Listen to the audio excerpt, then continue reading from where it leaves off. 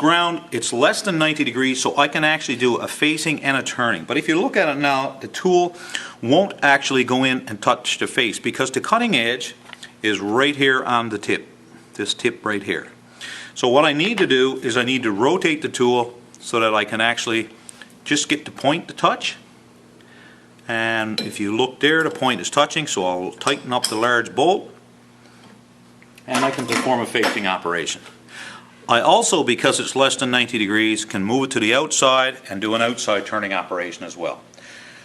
So just to show you briefly, I'm going to turn the machine on and do that machining operation. I'll face the part first and I'll machine the outside.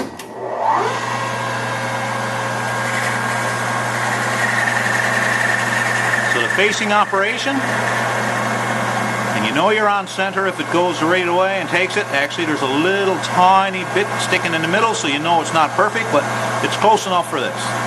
Okay, now I'm going to touch it on the outside, and I can do an outside machining operation as well.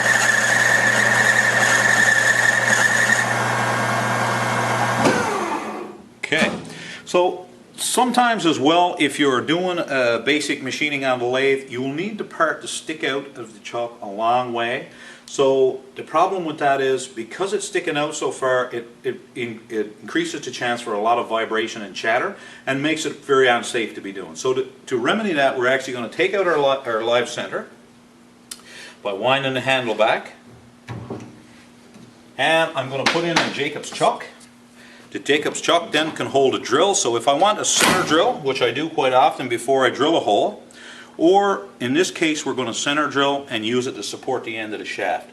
The Jacob's chuck key is on the board as well, so we'll tighten this so it won't move.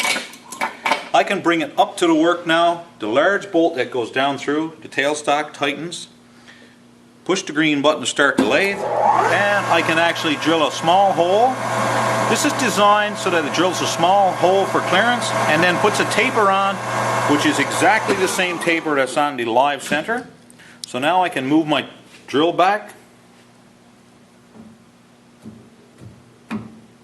I'll remove the drill bit and chuck. I can put that up. I'll put the live center back in now. So now I can take my workpiece, loosen it in the chuck, and I can move it out. As long as I got a little bit to hold, I can tighten it.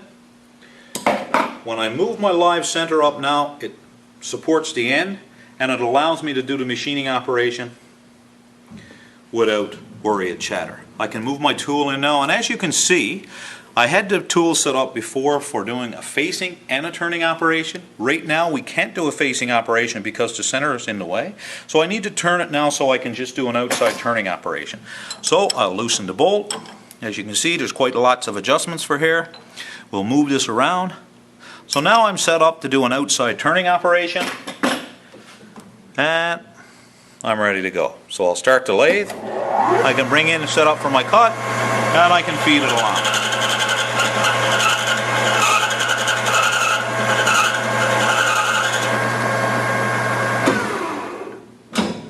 Just as a point of interest, I'm going to remove the center and show you what happens when I don't support the end. So Caroline is going to move back a little bit and back that toward the wall a little bit so she's not in the way, just in case this part comes out. And as you can see, if your end part is not supported, it's very easy for the piece to hook, and it could be disastrous for the person operating the lathe or somebody standing nearby. So it's really important when you do machining operations that you make the setup as rigid as possible. And we do that by holding close to the chuck, or if we're going to be out, supporting the end with a tailstock. And that's about it for the basics. If you do have any questions after looking at the video and you want to approach myself or Caroline, that's the right thing to do, because we'll be able to get you straight and make sure that nobody's going to get hurt. So have a great day, and we'll look forward to working with you later.